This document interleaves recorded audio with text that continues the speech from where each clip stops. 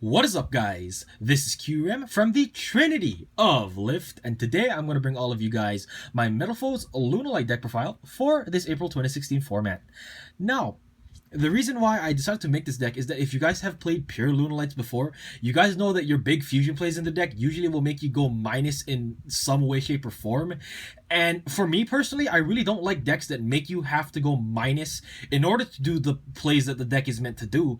And so I really wanted to try and see if I could alleviate that issue. And one of the biggest problems with Lunalights, and the reason why they go neg so much, is that you have a lot of good effects in the deck, but there was no way previously in the pure version of Lunalights to proactively trigger your destruction effects of things like Lunalight Blue Cat and Lunalight Tiger. But with the Metalfoes monsters and them bringing their own destruction effects to the table, you actually do have proactive ways now to trigger the Lunalight monsters that you can use for better combos and whatnot. So yeah, without further ado, we're just going to jump right into the deck profile. So, starting us off, we have 3 copies of the Blue Cat, of course, because she is just by far the best Lunalight monster in the deck now, because you do have ways to proactively trigger her destruction effect on your turn. So, with that, you really do have a lot of control over the Lunalight monsters that you do have on your side of the field, so that getting Black Sheeps onto your side of the field for any fusion plays that you might need with the Blue Cat effect is pretty darn strong. And I would also like to mention that because we are running Metalfoes monsters in this deck, you will be pendulum summoning a lot more often than you would in a pure Lunalight deck. So because of that, you also will be triggering Blue Cat's special summon effect a lot more often as well, which is again good for those big OTK pushes and whatnot. Moving on, we have 3 copies of the Black Sheep because she's just more copies of Polymerization, and this is a fusion deck, so having again more copies of Polymerization just helps us make our deck more consistent.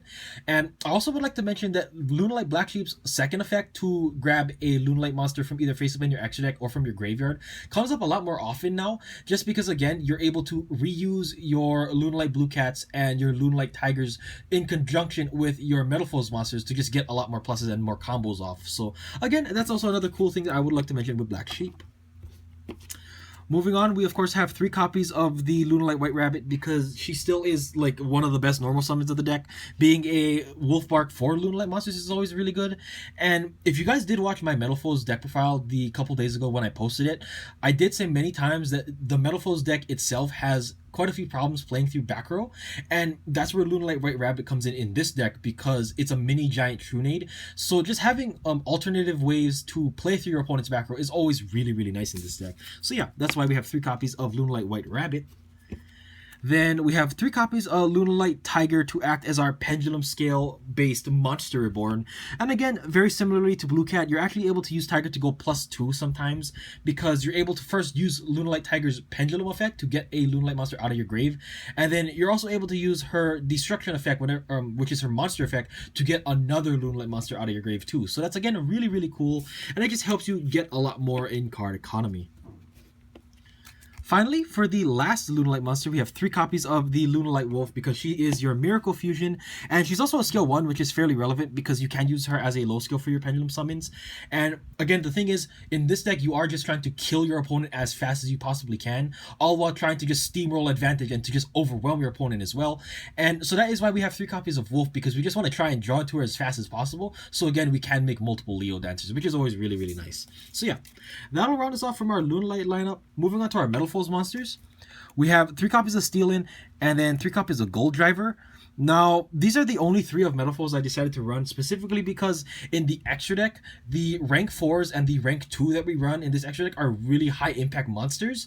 And because of that, I felt like in order to just try and again alleviate space and just get the best Metalfoes monsters in the deck as possible, I have this ratio of 3 Steelin and 3 Gold Driver because again, the rank 4s are really good as you have options to remove cards, get over Dark Destroyers and all that kind of stuff, and then also try and push for more damage with the level 2 and the level 4 slot monsters. So that's why we have 3 copies of each of them.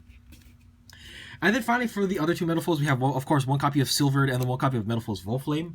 Now, these guys are only at 1 because they don't really have a use outside of Pendulum Scales. So I really felt like cutting the extra 2 copies of these last 2 Metalfoes monsters was okay because, again, you won't really ever be using them, again, outside of Pendulum Scales. So yeah, that'll be it for the entire monster lineup. Moving on to the spells, we of course have 3 copies of Polymerization because, you know, this is a Lunalight deck and it uses Polymerization to fusion summon 99% of the time. So yeah, Polymerization, we have 3. Moving on, we have 2 copies of the Fusion Recovery because it, like, again, following the suit of trying to get more pluses in the deck. This, of course, is like the standard +1 of Lunalight, but the issue is that I could not, for the love of God, find a space for a 3rd copy of Fusion Recovery because I personally really would like to have 3 because a lot of the time, in order to try and go for your big damage plays, you will need at least 1 copy of Fusion Recovery so that you can keep your Fusion plays chaining and going into each other. But again, sadly, I could not just, for the love of God, find room for the 3rd copy. But if you guys find room for it, please do let me know what you guys cut in this deck profile, as I would just personally love to know. So yeah, we have 2 copies of Fusion Recovery. Then we have the 1 copy of Metalfoes Fusion for the Metalfoes effects in Pendulum Scale. Then we have 3 copies of the Fusion Tag. Now, this card is what really does blend the 2 archetypes together, as you're simply able to Fusion Tag any of your Metalfoes monsters on board, and actually be able to turn them into usable Lunalight Fusion materials for your Lunalight Panther Dancer or your Lunalight Leo Dancer, which is, again, really, really cool. And of course, it also has these standard synergies with the regular Lunalight monsters, turning them also into just either your Lunalight Cat Dancer or your Lunalight Panther Dancer, in order to go into the Lunalight Fusion monster 1-up of that fusion material. So yeah, we have 3 copies of the Fusion Tag. Then for the consistency cards, we have 1 copy of Upstart for our 39 card consistency. We have 3 copies of Tenki because we have to search out all of our Lunalights when we need them. And then of course we have 2 copies of Painful Decision to help us search out our Metalfoes monsters. So that'll be it for the spell lineup, and for the only traps that we run, we have 2 copies of Metalfoes Counter. Now, of course, this synergizes really well with all of the Metalfoes Pendulum Scales, because whenever you destroy your own cards too, you can still chain Counter's effect, because it's not only limited to your opponent's destruction effects, which is really good. And again, it just helps you make your Metalfoes Scales a lot more consistent, and you can also trigger this off of destroying your own Blue Cats effects or your Tigers to get even more pluses, which is really cool. So yeah, we have the counters to round off our 40 card main deck. Moving on to the extra deck, we have 1 copy of Orihulk and then 1 copy of Adamante. Now, Orihulk is, of course, you need it because this is still you have Metalfoes monsters in the deck, so having Orihulk is pretty no-brainer. But the reason why we have Adamante in here is because there are really random situations when you might need to trigger something like a Black Sheep effect, and you don't have any other Lunalights on the field or in your hand, but you might have a Metalfoes monster there. And because of that, I really wanted to have just a really weird fusion monster in the extra deck that helps you blend the Metalfoes monsters and the Lunalight monster together. And that's why I felt like Adamante was just the best choice, obviously, because Go Driver just takes way too much resource commitment to make. And so that's why I just stuck with Adamante, because it just helps you blend the fusion monsters together, if that makes sense.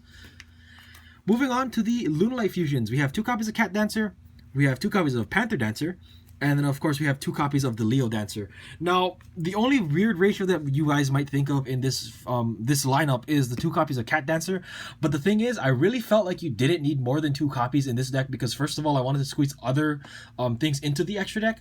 But you also will, again, be abusing your Lunalight Tigers a lot more in this deck. So because of that, I felt like if you really needed to, and you really needed that 3rd copy of Cat Dancer, you're usually more times than not able to just grab it out of the grave with your Lunalight Tiger effect. So that's why I felt like 3 copies was just a little bit too much, and that's why I just went with 2 of every Lunalight fusion. Moving on to the Xyz monsters, we of course have 1 copy of Castel because it's really good. We have 1 copy of Beastdweller because screw BA and Cosmo and whatnot. We have 1 copy of Diamond Dire because a lot of our monsters are Beast Warriors, so there is natural synergy there. Then there's also the Utopias because we don't like Dark Destroyer. There's Levier because there are times when you don't actually kill your opponent when you resolve a Lunalight Wolf effect, and you do have like a couple of level 3s in the deck, so having the ability to make Levier to extend your combos is really nice. And then of course we have the 1 copy of Digustal Phoenix, which is what helps you really push for more damage. So yeah, guys, that will be it for my Metalfoes Lunalight deck profile. I hope you all very much did enjoy. And again, I would definitely recommend you guys that are Lunalight fans to give this deck a try, because you won't have to spend a lot more money to make this deck. And in my opinion, it's probably the best way to try and run Lunalights in the future, because again, you're trying to steamroll more card economy in your favor, which is again one of the biggest problems with the pure Lunalight deck. And I just really feel that this is a lot more of a consistent version of Lunalights, but you still do have that standard punching power of making multiple Leo Dancers per turn. So yeah, also I would like to mention really fast before I end the video that I'm still gonna make that pure Lunalight deck profile for all of you guys that want to see that very, very soon. So I hope you all look forward to that, and as always, this is QRem from the Trinity of Lift, and I'll see all of you guys later. Peace out.